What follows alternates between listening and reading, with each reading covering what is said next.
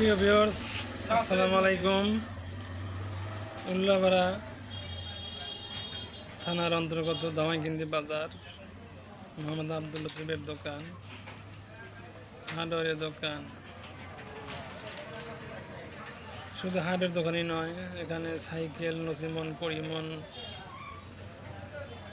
টাকমন, রিস্কামন, টিলারমন সব যন্ত্রাংশ এবং খুচরা পাইকারি সব সারা হয় এবং মেরামত করা হয়, পার্টসপাতি বিক্রি করা হয়। সেই এত পরিশ্রম করে, দিন রাতে সে 18 ঘন্টা পরিশ্রম করে।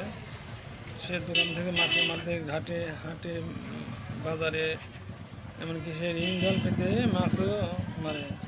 সেখান থেকে ইতালি পাড়ি দেবে, প্রায় 22 লক্ষ টাকা খরচা হবে। ইতিমধ্যে সে টাকা পয়সা জমা করেছে।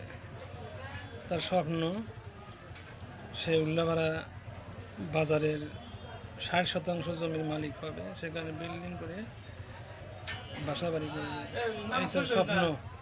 আমরা দোয়া করবেন সে যেন ইতালি যেতে পারে অল্প দিনের মধ্যেই। আমাদের কাছে প্রত্যাশা, এই দোয়া কামনা করে রাখলাম। আসসালামু আলাইকুম।